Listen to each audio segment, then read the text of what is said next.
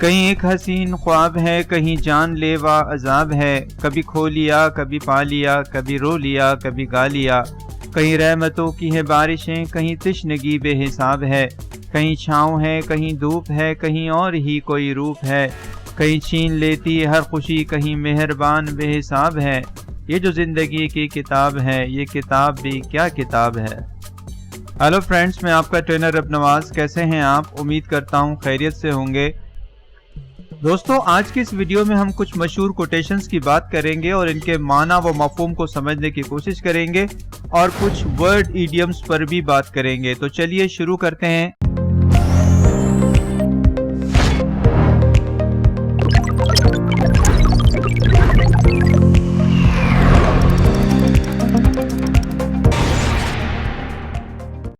A quotation is a repetition of a sentence, phrase or passage from a speech or text that someone has said or written.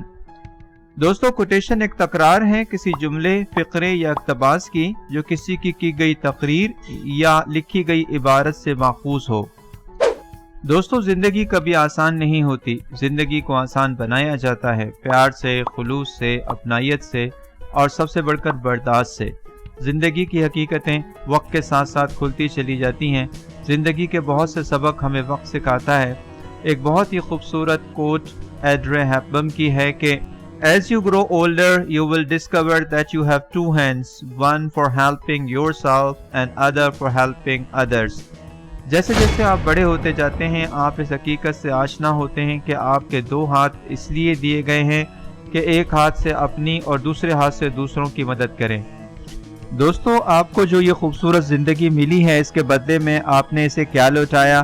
اس کے بارے میں diesel Washington کہتے ہیں کہ At the end of the day, it's not about what you have or even what you have accomplished. It's about what you have done with those accomplishments. It's about who you have lifted up, who you have made better. It's about what you have given back. پوری زندگی کا حاصل یہ نہیں ہے کہ آپ نے کیا کھویا اور کیا پایا، آپ نے ان کارناموں کے ساتھ کیا کیا کیا، آپ نے کس کو آگے بڑھنے میں کیا مدد کی یا کس کے لیے آسانیاں پیدا کی، بلکہ اصل مقصد یہ ہے کہ زندگی سے ملنے والی دولت، شہرت اور عزت کو آپ نے کس طرح لوٹایا، رب العزت سے ملنے والی نعمتوں کے بدلے میں آپ نے کیا کیا۔ کسی مشہور فلسفر کا کہنا ہے کہ خوشی اور غصے کا دورانیہ صرف 12 منٹ ہوتا ہے، یعنی غصے کی کیفیت یا خوشی کا سرور صرف 12 منٹ تک اپنے عروج پر ہوتا ہے۔ ہم یہ بھی جانتے ہیں کہ کسی بھی مسئلے کا حل صلح صفائی ہے، نہ کہ جنگ۔ اس سلسلے میں مدر ٹریسا نے ایک بہت ہی خوبصورت بات کہی کہ پیس بگنز ود اے اسمائل، امن و سکون مسکراہٹ سے ہی پروان چڑھتا ہے۔ مسکراہٹ سینکڑوں مسائل کا حل ہے، اس میں کوئی شک نہیں۔ دوستو، اگر آپ اپنی طرز زندگی اور عادات میں تبدیلی نہیں لا سکتے تو بڑے بڑے اہداف حاصل کرنے کا کوئی فائدہ نہیں ہے۔ اگر آپ اپنی شخصیت میں تبدیلی نہیں لا سکتے تو دنیا بدلنے کے خواب محض عظمت کا فریب ہوگا۔ بقول Tolstoy, Everyone thinks of changing the world, but no one thinks of changing himself. دوستو، ہم سب تعلیم کی اہمیت کو اچھی طرح جانتے ہیں کہ تعلیم ایک ایسا عمل ہے جس کے ذریعے سے ایک فرد، ایک قوم خود آگاہی حاصل کرتی ہے، اور یہ عمل اس قوم کو تشکیل دینے والے افراد کے احساس و شعور کو بیدار کرنے کا ذریعہ ہوتا ہے۔ بقول Nelson Mandela, Education is the most powerful weapon which you can use to change the world. تعلیم ہی وہ طاقتور ہتھیار ہے جس سے آپ دنیا بدل سکتے ہیں۔ اس لیے کہا جاتا ہے کہ عالم کے قلم کی سیاہی شہید کے خون سے افضل ہے، کیونکہ یہ عالم ہی ہے جس نے اسے شہادت کے رتبے کو سمجھایا۔ دوستو، شفقت اور ہمدردی کا مداوع کرنے والے اور چوٹ کھانے والے کے درمیان کوئی رشتہ نہیں ہے، یہ برابری کا رشتہ ہے۔ جب ہم اپنے سیاہ پہلوؤں کو جانے بغیر دوسروں کے دکھی لمحات کو نہیں سمجھ سکتے، ہمدردی اس وقت ممکن ہے جب ہم مشترکہ انسانیت کو پہچانیں۔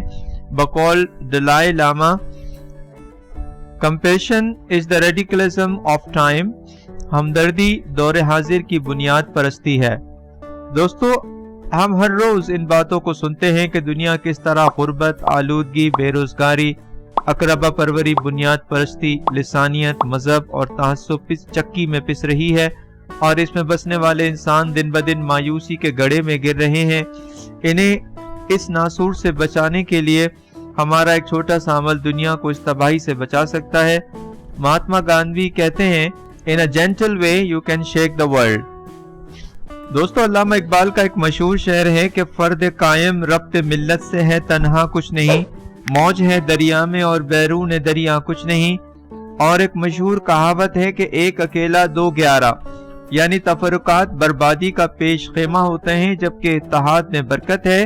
اس بارے میں مارٹن لوتھر کنگ کہتے ہیں کہ We must learn to live together as brothers or perish together as fools۔ ہمیں یقیناً مل کر بھائیوں کی طرح رہنا چاہیے ورنہ ہم بے وقوفوں کی طرح ہلاک ہو جائیں گے۔